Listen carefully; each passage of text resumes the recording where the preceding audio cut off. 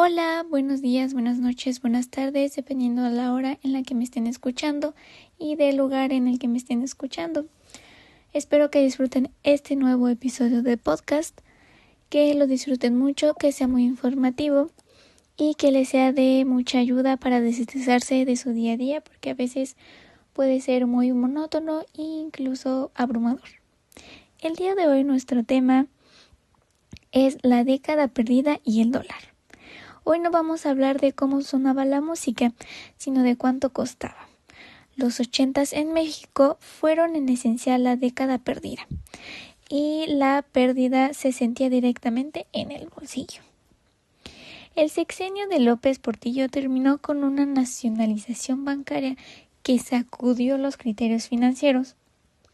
De repente el gobierno controlaba dónde ponías tu dinero.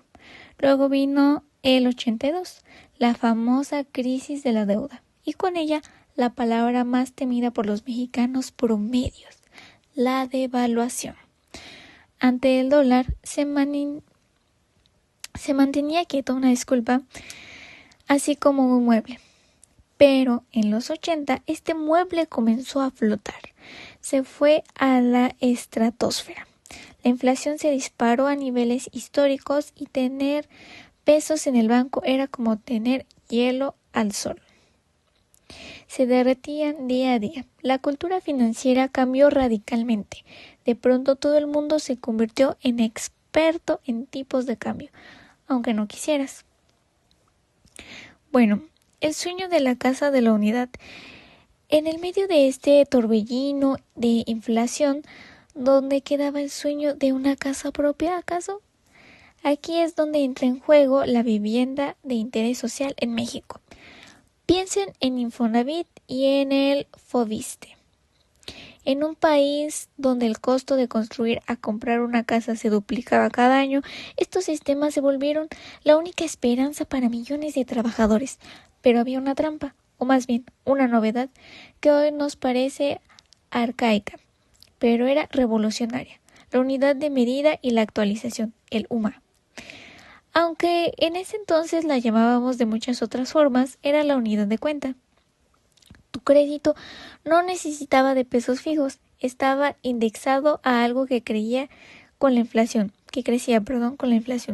lo que significaba que su deuda era como una sombra que crecía a la par de tu ingreso, o incluso más rápido.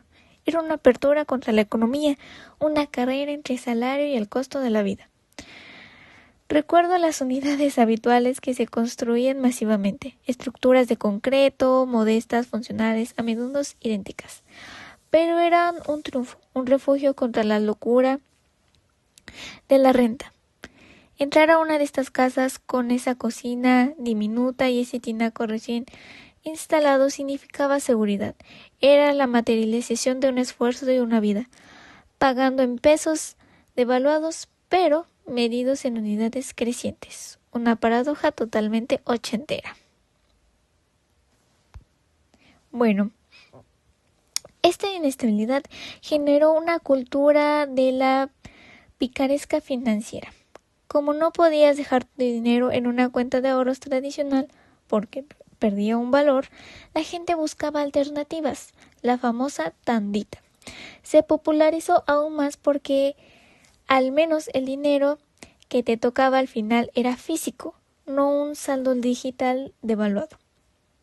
Y para lo que tenían un poco más de capital, se abrió la puerta a los CETES, los certificados de la Tesorería de la Federación. Y de repente el gobierno estaba pidiéndonos prestados a tasas muy altas para tratar de frenar esa hemorragia de capital. Sin embargo, estos seres se convirtieron en el instrumento de moda, algo que tu papá o tu abuelo te preguntaba si tenías. Si tenías CETES era algo que sabía. Pero no olvidemos el riesgo, el miedo constante de un desliz o un nuevo congelamiento. La gente se quedó con dólares esperados que el peso cayera aún más. Era un ambiente de espectacularización popular, donde la conversación en la sobremesa no era sobre el nuevo disco de Timbiriche, sino sobre el índice de precios del consumidor y si convenía más un pagaré bancario o un instrumento de deudas gubernamentales. La lección de los 80s en lo económico fue algo muy brutal. Fue aprender a vivir sin confiar en el valor del dinero.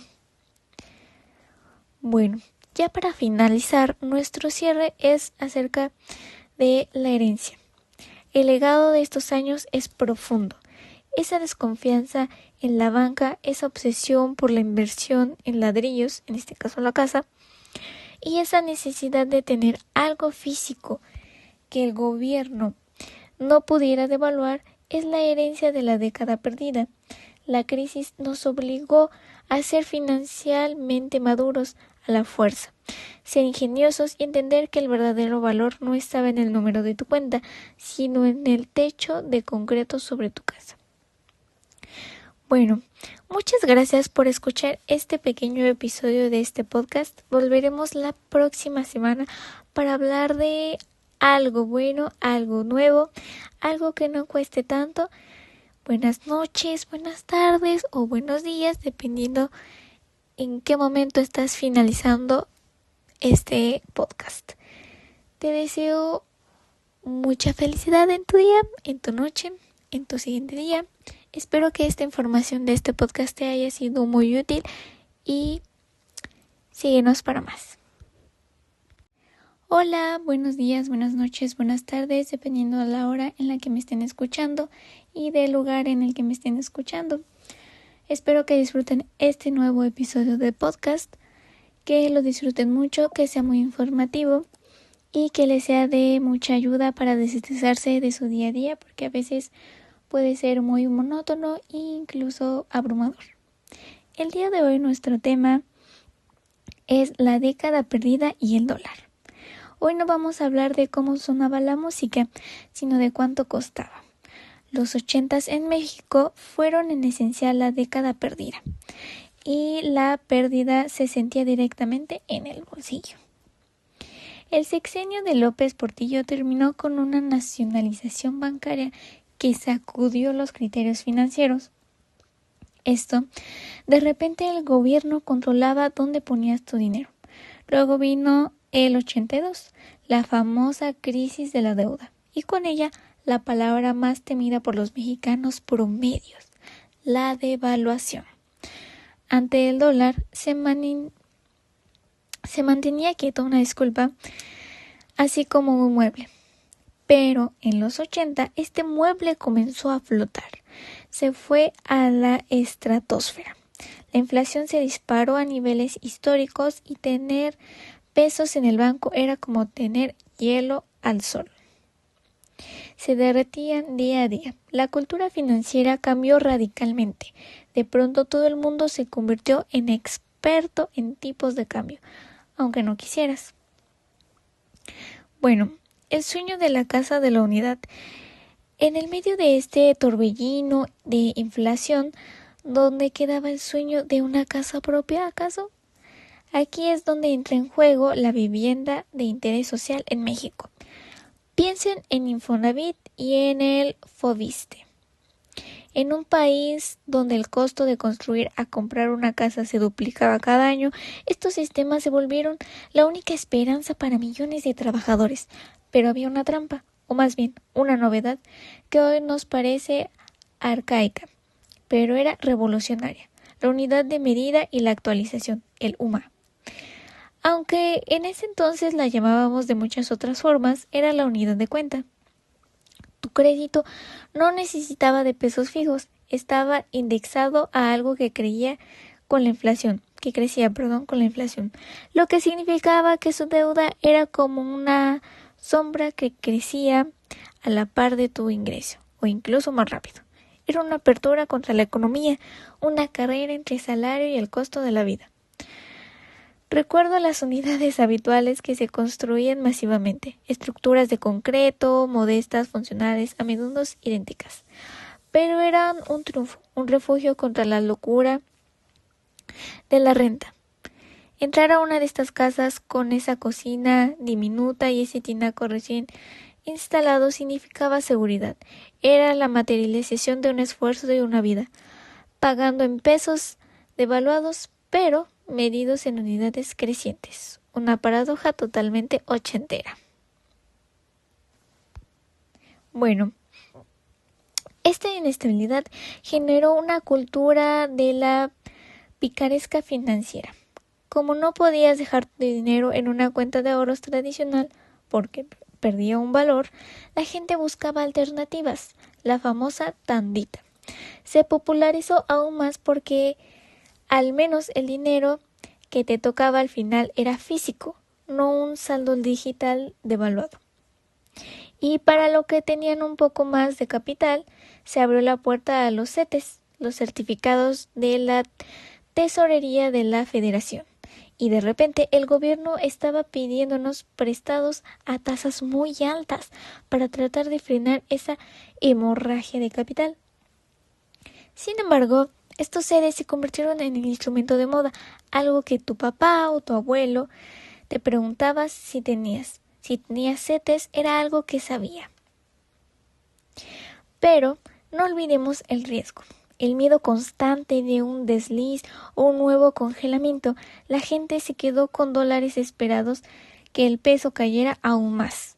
Era un ambiente de espectacularización popular, donde la conversación en la sobremesa no era sobre el nuevo disco de Timbiriche, sino sobre el índice de precios del consumidor y si convenía más un pagaré bancario o un instrumento de deudas gubernamentales. La lección de los 80s en lo económico fue algo muy brutal. Fue aprender a vivir sin confiar en el valor del dinero. Bueno, ya para finalizar, nuestro cierre es acerca de la herencia. El legado de estos años es profundo. Esa desconfianza en la banca, esa obsesión por la inversión en ladrillos, en este caso la casa, y esa necesidad de tener algo físico que el gobierno no pudiera devaluar es la herencia de la década perdida. La crisis nos obligó a ser financieramente maduros a la fuerza, ser ingeniosos y entender que el verdadero valor no estaba en el número de tu cuenta, sino en el techo de concreto sobre tu casa. Bueno, muchas gracias por escuchar este pequeño episodio de este podcast. Volveremos la próxima semana para hablar de algo bueno, algo nuevo, algo que no cueste tanto. Buenas noches, buenas tardes o buenos días, dependiendo en qué momento estás finalizando este podcast. Te deseo mucha felicidad en tu día, en tu noche, en tu siguiente día. Espero que esta información de este podcast te haya sido muy útil y síguenos para más.